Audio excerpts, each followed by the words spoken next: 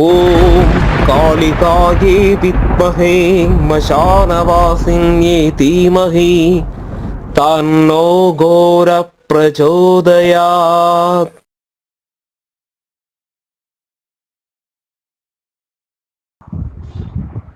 வணக்கம் ஆன்மீக நண்பர்களே.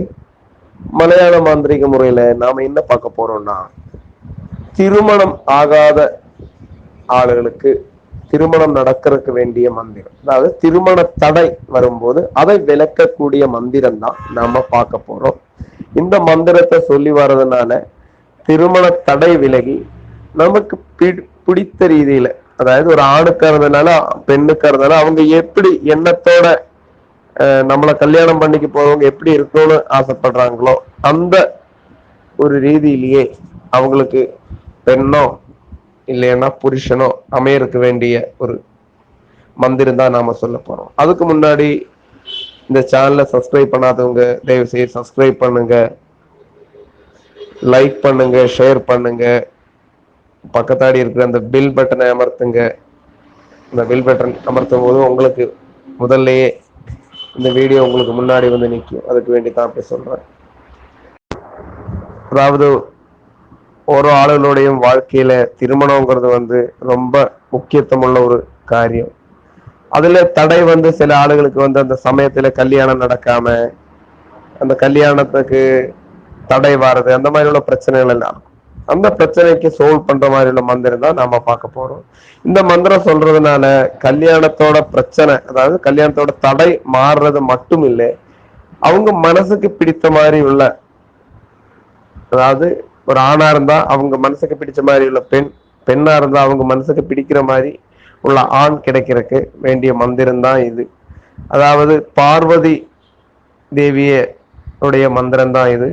இந்த மந்திரம் டெய்லி ஒரு 9 தடவை சொல்லி இருந்தா போதும்.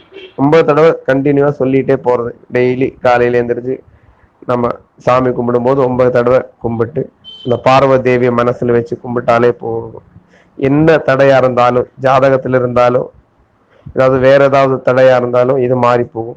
கல்யாணம் கழிஞ்சவங்களும், அதாவது இந்த கணவன் மனைவிக்கு ஏதாவது ப்ராப்ளம் வந்தாலும் இந்த மந்திரம் ஜெபிச்சு வந்துக்கலாம், தப்பு கிடையாது. ஏன்னா இந்த பெண்கள் நம்ம கோயிலுக்கு ஒருபாடு கஷ்டங்கள் சொல்லும் போது சில விஷயம் உங்களுக்கே தெரியும். அவங்க கல்யாணம் கழிஞ்ச அந்த கணவனை மட்டும் நம்பித்தான் அம்மா அப்பா அவங்களெல்லாம் பிரிஞ்சுட்டு போயிருக்காங்க. அப்ப அவங்களுக்கு அங்க அவங்க நினைக்கிற மாதிரி உள்ள பாசம் கிடைக்கல, இல்லைன்னா அவங்க நினைச்ச வாழ்க்கை வரலன்னா அது ரொம்ப ரொம்ப கஷ்டம்தான். அவங்க சொல்லி அழுவாங்க, சாமி முன்னாடியே சொல்லி அழுவாங்க, சாமி இப்படி என் வாழ்க்கை ஆயிடுச்சு. அப்ப அந்த மாதிரி உள்ள பிரச்சனைகள் வராம இருக்கிறதுக்கும் இந்த மந்திரத்தை நீங்க சொல்லிக்கலாம், சரிங்களா? அப்ப இந்த மந்திரம் சொல்லும் போது நம்ம கல்யாணத்துடைய தடை மாறுறது மட்டும் இல்லாம நல்ல ஒரு வாழ்க்கையும் அமையறக்க வேண்டிய மந்திரம் தான் இது. இது யாருக்கு வேணாலும் சொல்லிக்கலாம்.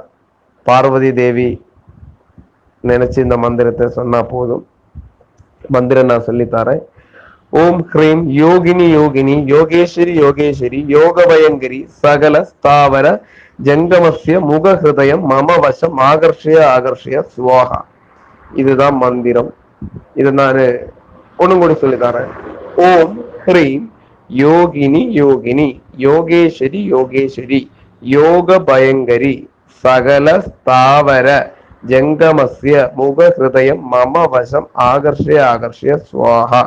அதாவது நம்மளோட முகத்துல எல்லாம் ஆகர்ஷணமா வரணும், கல்யாணமும் நமக்கு சீக்கிரமா வரணும், அந்த மாதிரி ஒரு பிரார்த்தனை மந்திரம் கூடித்தான் இது.